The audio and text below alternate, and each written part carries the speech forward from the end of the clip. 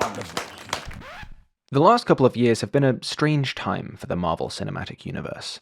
Since the writer's strike, since the Kang pivot, a sense of uncertainty, of brittleness has hung over this world's future, but the releases we've seen in the meantime never seem to get that memo. Indeed, they've been more varied than ever, in terms of focus and tone, and I think of quality. Wonder Man and Thunderbolts were great, some of the other releases were less so, but the highlight for me remains the first season of Daredevil Born Again, Marvel Studios' reboot cum continuation of Charlie Cox's beloved Netflix vehicle, which pits everyone's favourite blind lawyer against foes old and new. That first season felt imperfect, perhaps a little scattered at times, but also affecting, vital. Ahead of the impending second season, then, I've decided to rework what was originally a Patreon exclusive piece on the first season into the video you're watching now. We'll start off with a reading, following the thread I felt to be the heart of Season 1, the what if you like, and then move on to a more general analysis of the show's construction, relative to its franchise context, the how and why. And we'll end with a new conclusion, considering Born Again in its real-world context. Because like ours, Born Again's is a stalling world, a backsliding world. At times, it feels like society itself is on the ropes.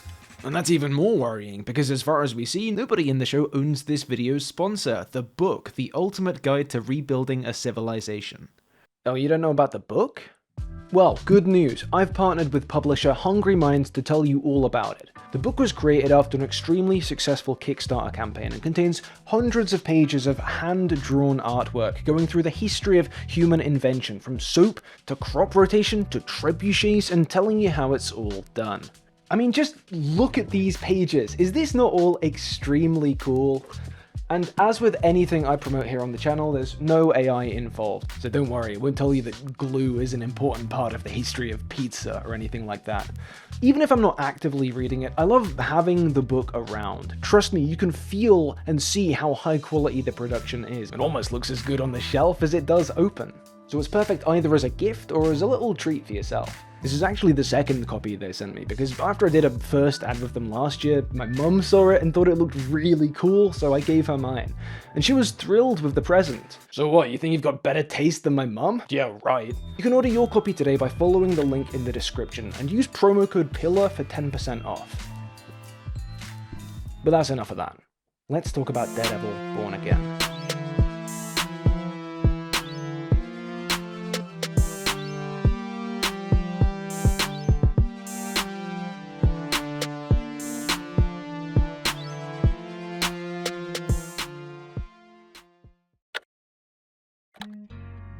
Daredevil Born Again is a show about the system, institutions, the law, due process, all of that.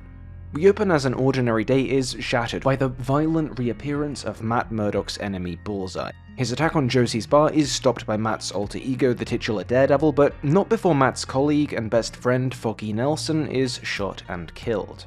In a fit of rage and grief, Matt throws Bullseye off the roof, intending to kill the killer. It doesn't work, Bullseye survives, but regardless, Matt realizes he's crossed an uncrossable line, and hangs the Daredevil suit up, seemingly for good. Maybe a part of him thinks his best friend would still be alive if he'd never put it on, if he'd kept inside the system. We then fast forward a year or so. Bullseye now faces life in prison, not because of anything Matt did in the costume, but because of what's been done in the courtroom. And this, the semblance of justice, finally acquired through proper means, has Matt convinced. He's now a high-powered lawyer in a successful but still moral legal practice. He's moving on from the trauma of the Bullseye attack, new friends, a new relationship, and a new commitment to making a difference within the system. No beatdowns, no billy clubs, just brilliant lawyering directed against those abusing their power. But as old enemy Wilson Fisk, aka Kingpin, a criminal who Matt had taken down before, rides his outsider maverick image to an electoral victory, becomes mayor of New York, we and Matt have to ask ourselves, is that enough? Matt still thinks so, initially at least, and across episodes 2 and 3, he's very nearly able to demonstrate that belief. He takes on the case of Hector Ayala, a man falsely accused of killing a cop, a man who is secretly a Daredevil-like vigilante himself, the White Tiger. Matt does the work. He discovers this identity and gets it disallowed as evidence. He finds Torres, an impossible star witness. He makes it there before the corrupt cops do and convinces him to testify. But on the stand, the realization that those cops can and will cross those lines, make him pay, means Torres crosses one himself, commits perjury, and lies about the night of Hector's arrest. And this creates a wrinkle. Due to the cops' breaking of the system, Matt's only able to defend Hector within it by reversing course and holding up the good the White Tiger accomplished outside of it. But he does. Against all odds, Hector is exonerated. So, okay, it's complicated, but does good work within the system counteract bad deeds conducted outside it, against it? Yes, technically, with enough work and skill and dedication, the tools of the Master will... Oh. Can hard work and good intentions ever weed out enough bad apples to right the ship? Can justice be effected from within the system? These are the questions Born Again poses, wants us to consider as we follow Hector's trial, follow Matt's subsequent doomed attempt to bring his executor to justice the right way, without putting the suit back on and letting the devil out. But here's the thing, those questions were a diversion the whole time. My favourite moment of the show so far comes at the end of episode 2. Against all odds, Matt's tracked down Torres, his key witness, but only barely before the cops have. He manages to convince the frightened man to testify and to escape the apartment now. And then New York's finest arrive on the scene. Don't do this. You don't want to do this.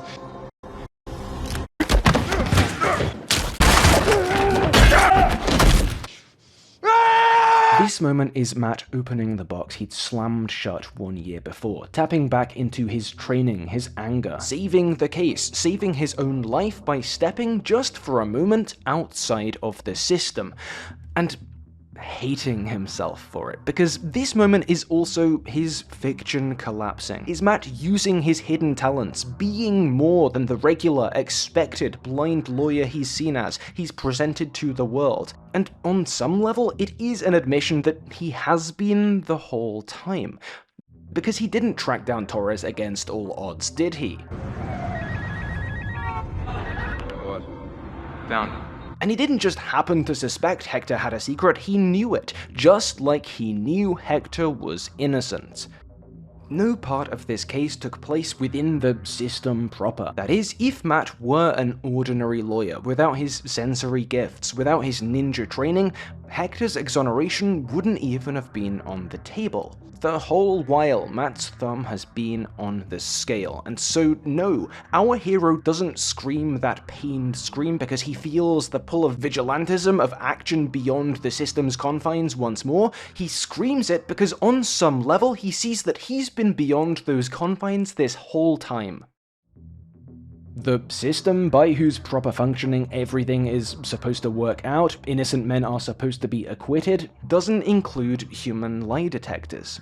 It also doesn't contain corrupt, murderous cops, you know, in theory. On paper, these are all just bad apples. Anomalous data points that will be corrected for in the fullness of time. That's what the system says, that's what it has us believe, all of us, even those who should know better. It was just Hector from the Heights, and they're the fucking cops.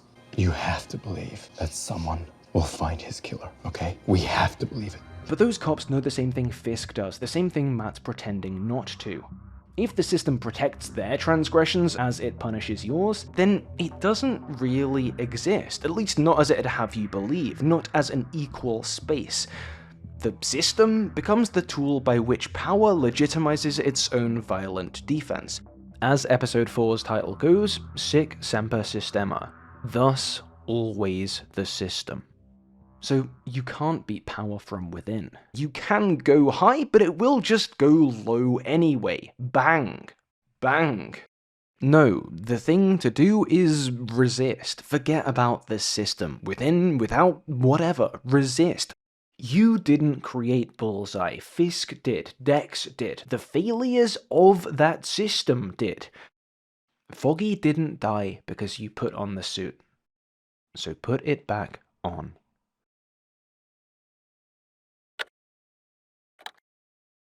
Okay, so, like I said at the start, the video you're watching now started life as a supporter-exclusive piece, but it was sort of a companion piece to my 2025 video, Marvel's March Toward Meaninglessness, which attempted a structural critique of the late-stage MCU.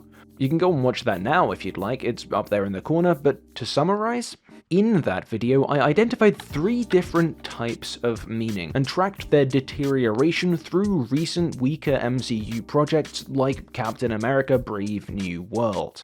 The first was local meaninglessness, scenes that feel misplaced, arcs that don't track, plots which don't come together. Local meaninglessness is the thing that leaves you scratching your head. Second was global meaninglessness, a story's world being rendered so distant or having moved so far away from ours as to frustrate the reader's attempts at parsing that story. Third was universal meaninglessness. This was a category for those moments in which franchise imperatives thwart the realism of narrative or character development, either in strong ways, reboots, retcons, or in weak ones, characters or institutions being jumbled around between installments in ways that serve franchise over story. And I'm giving you that recap now and bringing that framework of Marvel meaninglessness forward into this analysis because I feel it provides a wonderful contrast, highlighting which choices this show made to feel more meaningful and how that meaning is felt. You see, as was perhaps clear from the reading we started with, Daredevil Born Again isn't a mess to watch. It's clear why our characters do what they do. The weight and stakes of the show are gradually and naturally developed, and there's even a unity between the story and the action, the bone-snappy fight scenes that you enjoy and then feel guilty for enjoying. There is that Type 1 local meaning here in spades. But there's more, too. One chunk of that big Marvel meaninglessness video was all about the ways the MCU's generally drifted out of phase with the world outside our window, and that's less the case here than it has been for ages.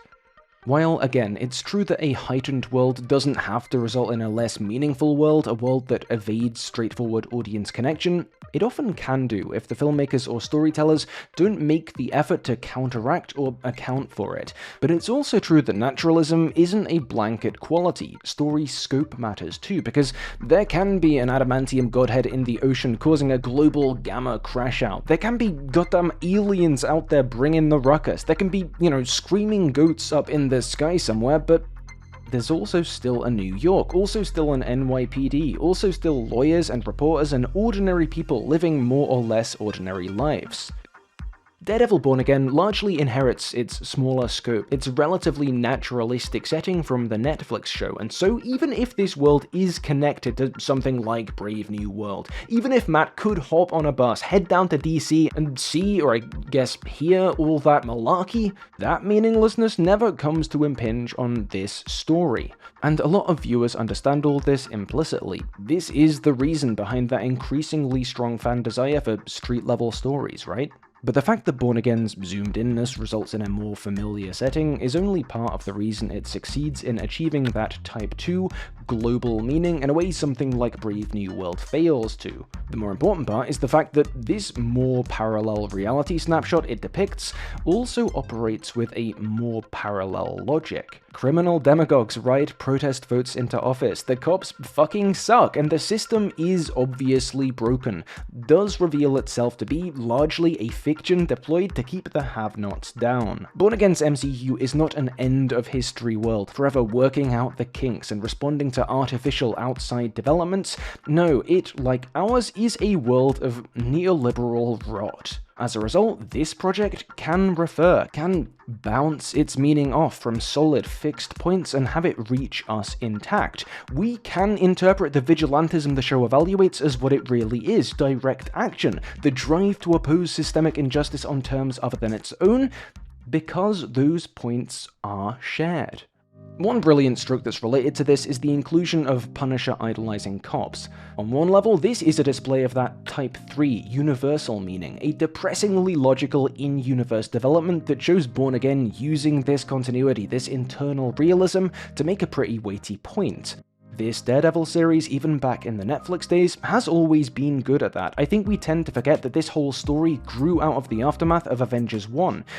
But the Punisher cops are also relevant to what we've been discussing in that this is the type of move that feels risky, potentially alienating, in the way that something like Brave New World desperately tries to avoid. And I'm sure it will have been seen by some of the commentary chuds as Marvel current earing us through Daredevil, but, obviously to anyone with a brain, it is perfectly in line with what this show is about, the bias of this rotting system. It's true that the choice to reflect this reality in the fiction that birthed it isn't original to Born Again, that comic book Punisher has confronted and denounced cops seeing him as a role model, seeing their own role as in any way parallel, but, and I say this with love, the comics do all sorts. Including something in one of an almost countless number of books that are constantly flying out, versus bringing it over into a huge budget, multi-year project like this, there is a difference there, so I think the decision to adapt is just as significant as the decision to invent. And again, it's a good decision, one more than paid off by the season's final episodes. Episodes also worth praising for the way they nail something the wider franchise has struggled with, de-emphasizing naturalism without sacrificing realism. All that being said, I do think there are some signs of the MCU's straining visible in Born Again too. This show is largely a success in terms of that Type 1 local meaning, but there might be an asterisk here. It was heavily reworked. A bunch of stuff was shot before Marvel took the show back to the drawing board and retooled many elements. Based on the Born Again we got being a level above the batting average of the prior Disney Plus shows, that probably was the move. But also, I think some amount of redo clunk is just about visible in Season 1. Whether that's in the larger scale series overview perspective, the way episode flow speaks to some remaining tension between the longer, originally planned series and this tighter final release, or whether it's more zoomed in, watching episode 6 for instance, I remember thinking that some moments felt a little out of place, not enough to be problems, just enough to notice a slight bump. I think you can kind of tell. And I think that's true-ish throughout the Muse storyline. Season 1 works, coheres, flows far more than it doesn't, and vastly more than some of its other reshot to hell contemporaries, but especially with a year's worth of hindsight, cracks are visible and do occasionally trip the viewer up. And I do also wonder, does the global correction, the zooming into a flawed, recognizable world, a world that doesn't super feel like the world of an Avengers or Captain America movie, contribute in some way to that zoomed out collapse of universe solidity you feel when considering the franchise as a whole these days? Does a strong internal continuity, alongside a handful of admittedly fun cameos and background details, cancel that out completely? I don't know.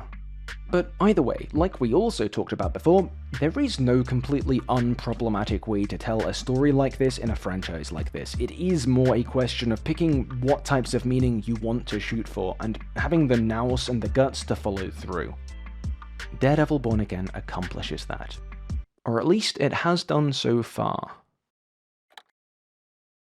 When I released the first version of this video last year, I wrapped it up by ruminating about meaning and meaninglessness within this franchise. Would Phase 6 and beyond take after Born Again or Brave New World? That sort of thing. For what it's worth, most of the things we've seen since have tended toward the former, toward meaning, sometimes very effectively. But after seeing the Season 2 trailer, seeing no sign of Born Again's impending second season steering away from those increasingly obvious authoritarian parallels, I think I'm more interested in the future of this show specifically.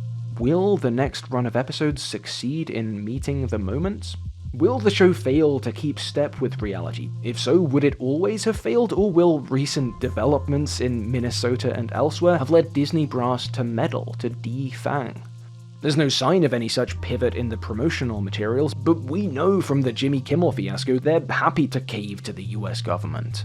And why shouldn't they be? I'd be remiss not to acknowledge here the way Disney has played and continues to play a role in the upholding of hegemonic values, the whitewashing of the military-industrial complex, and the general thickening of capitalist realism. But that's a point plenty of people, not least me, have made before. So as we end here, for once, let's play devil's advocate. Maybe the MCU is propaganda, sure, but if so, it isn't in the sense of being a targeted project, orthodox, compliant creatives being assembled to mollify the viewing public. A point I made in my last video was that there's only so far a company like Marvel Studios should be viewed as an agent, a subject, a driver of contemporary capitalism's aesthetic and political hollowing out. That we should also be aware of the ways entities like the MCU are made to act as vessels, puppeteered by currents of economic logic. So maybe in a text like Daredevil Born Again, conformity and resistance can be thought of as different forces, coming in at different angles, coexisting, and not always harmoniously. Maybe how much license or space resistance is afforded depends on the specifics of the text, the medium, the people involved, the source materials, and maybe those spaces will always be there to some degree when adapting a character like Daredevil, a character defined by the opposition between morals and law, a character routinely set against law enforcement, a hero as enmeshed as few others in webs of social realism. It's a limited defense. Perhaps it even goes too far. But I think this is a topic where we should at least hear the defense out. We owe it to ourselves. Fiction informs our worldviews and the boundaries of the imaginable more than we tend to acknowledge. And that's not enough. It'll never be enough. Especially since it cuts both ways. Again, plenty of real-life, idiotic cops have taken some amount of inspiration from The Punisher. Certainly, the same is true of more than a few ICE officers. But do you really think that none of the tens of thousands of protesters across the US standing up for their cities, for their values, and for each other have been inspired by characters like Daredevil too? And that isn't nothing. How could that be nothing? Thanks for watching. Again, before I gave it a fresh look at paint, this video started out as a Patreon exclusive, and there are a bunch more of these behind a very short paywall, not least an even longer look at last year's Fantastic Four First Steps. So please do consider signing up if that sounds interesting. This month's exclusive video is a little look into the new YouTube Ask Studio feature, which is an LLM they've put on the back end for us creators that seems quite wrong and also pointless. And it might be a little while until there's another public video posted here, but if you're hungry for me in the meantime, hey, who knows, maybe I'll pop up for a collab in another creator's video. Maybe on the channel Afterthoughts. Who knows, maybe. Also watch the Changemaker series on their channel, those are really good. Huge thank you as always to everyone on YouTube and Patreon who supports me already, especially Birding Baddie, Hanan, Daniel Goldhorn, Deathstroke HQ, Harry Price, Kwang Yu Liu, Nothings, Something Something Capitalism Bad, Stephen Van Doren, Thomas R, and Weirdy Beardy.